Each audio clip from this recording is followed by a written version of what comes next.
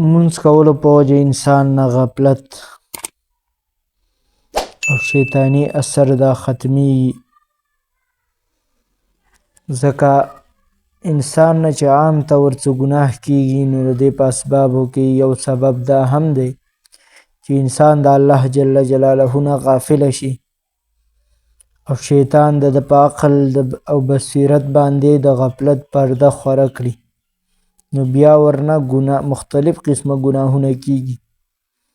خو چې د چا په زړه کې د الله تعالی نه یېره وي او دی ځان ته د الله عظمت او لوی را یاده کړي نو فوراً د بصیرت سترګې کولاو شي، ګناهونه نه منع شي.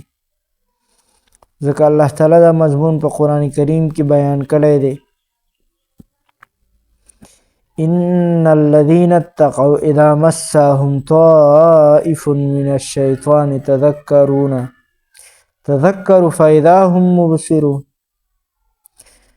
کوم خلق چې د الله نه ویریږي کله چې دوی ته شیطان د طرف څه وسوسه راورسي نو دوی زر الله یاد کړي، الله سره متوجه شي، پس فوراً د دوی د بصیرت سترګې کولاو شي، دوی هر څه ګوري او ګناه نه ځان ساتي.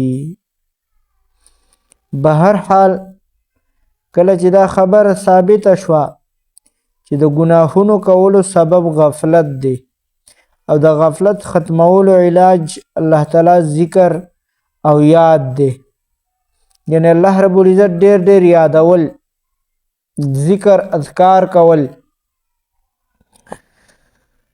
ځکه نو مونځ هم د غفلت ختمولو لپاره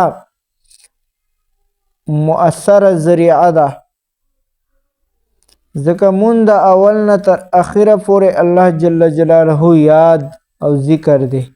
الله تعالی فرمایي واقیم الصلاة لذکری، او ته قایم کړه مونځ زما یاد دپاره. نو د مونځ په ذریعه د انسان نه غفلت ختم شي، الله جل جلاله عظمت او لوی په زړه کې راشي، نو بیا په خپله ګناهونه نه منع کیږي. ځکه خو الله تعالی د مانځه تأثیر هم دا ذکر کړی، ان الصلاة تنهی عن الفحشاء والمنکر، بېشکه مونږ انسان د بې حیایۍ او ناکاره کارونه منع کوي او ناجایزو خبرونه منع کوي. په حدیث کې راځي الصلاة تسود وجه الشیاطین، مونږ د شیطان مخ توروي، مخ